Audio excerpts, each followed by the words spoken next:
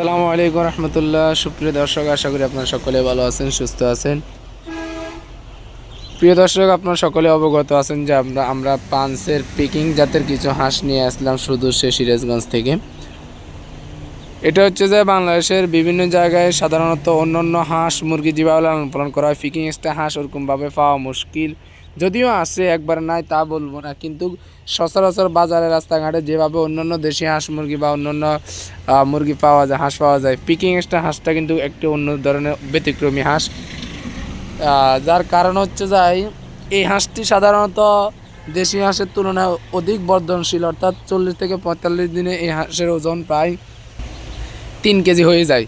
তো এই জন্য আর একটা হাঁস 3 কেজি ওয়েট হচ্ছে, কোম্পানি বলতেছে 5 কেজি খাওয়ার পায়। এটি দেখার বিষয়। আসলে আমরা এটাও নতুন করতেছি, দেখি এটার কী অবস্থা। বর্তমান পরিস্থিতি হচ্ছে যে আমাদের হাঁসগুলি বয়স 5 দিন হয়েছে, আলহামদুলিল্লাহ সুস্থ সবল হৃষ্টপুষ্ট আসতে, কোনো সমস্যা না হাঁসগুলি। আর এইগুলো হাঁসের বাচ্চার খুবই দাম। এক পিস হাঁসের বাচ্চা 120 থেকে 150 টাকা, কেউ 120, কোম্পানি থেকে সাধারণত এটা 130 টাকা বা 20 টাকা এরকম রেটে বিক্রি করা। পরে এটা হচ্ছে পাইকাররা 140, 35, আবার অনেকে খুচরা জায়গা 150 টাকাও পিসে বিক্রি হয় সাধারণত। আর কি 140 টাকা বা 130 টাকা রেটে সাধারণত বেশি বিক্রি হয় এই হাঁসগুলো। আর এই হাঁসগুলো সাধারণত বাংলাদেশে থেকে, এই হাঁসটা কিন্তু বাংলাদেশ থেকে উৎপাদন স্থল না, এটা কিন্তু ফ্রান্সের একটি হাঁস। এটা চায়নার না, এটা হলো যে ফ্রান্সের। অনেকে এটাকে চায়না বলে, আমিও আগে ভাবতাম এটা চায়নার হাঁস। মূলত এটা ফ্রান্স থেকে উৎপত্তি স্থল। আর এটি সাধারণত একই কালার হয় সবগুলো হাঁস, একবারে বড় অবস্থায়। যেরকম আমরা অনেক সময় দেশি হাঁস দেখি সবগুলো সাদা, ঠিক ব্রয়লার মুরগির মতোই হাঁস।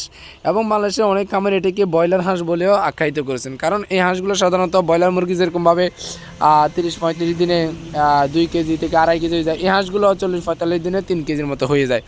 তো সেই জন্য এই হাঁসটিকে ব্রয়লার হাঁস বা মাংস উৎপাদনের হাঁস বলে বিবেচিত করা হয়। মূলত এই হাঁসের নাম হচ্ছে যে পিকিং স্টার 30, অর্থাৎ পিকিং স্টার 13 এই হাঁসের নাম। আর এটার উৎপত্তিস্থল চায়না থেকে। তো আমরা এই হাঁসগুলো সাধারণত 40 থেকে 45 দিন বয়সে বিক্রি করব, মাংসের জন্য রেডি করতেছি। তো আলহামদুলিল্লাহ সুম্মা আলহামদুলিল্লাহ সব কিছু ভালো আছে। এখন দেখার বিষয় হচ্ছে যে এই হাঁসগুলোর ওয়েটটা কেমন আসে, 40 দিনে কতটুকু খেয়ে কতটুকু ওয়েট আসে। কারণ যদি আমরা এই হাঁসগুলো মার্কেটে আপনাদের কাছে বিক্রি করি, পরবর্তী সময় যদি ওজন না আসে, তখন আপনারা নিজেরা আমাদেরকে বকাবকি করবেন। সেই জন্য আমরা নিজেরা আগে দেখতেছি এই হাঁসগুলো আসলে কী পরিমাণ ওজন আসে, কী পরিমাণ ওয়েট আসে, কতটুকু খেয়ে কতটুকু ওয়েট আসে। সেই জন্য আমরা নিজেরাই এগুলো আগে দেখভাল করতেছি। এর পরবর্তী সময় আমরা এগুলো বাজারজাত বা মার্কেটিং করব। তো যাই হোক, ভিডিওটি পর্যন্ত। ভিডিওটি যদি ভালো লাগে একটি লাইক করবেন, আর এই চ্যানেলে নতুন দর্শক তাহলে অবশ্যই চ্যানেলটি সাবস্ক্রাইব করুন। সব ভালো থাকবেন, সুস্থ থাকবেন। আল্লাহ হাফিজ। আসসালামু আলাইকুম রহমতুল্লাহি ওয়া বারাকাতুহু।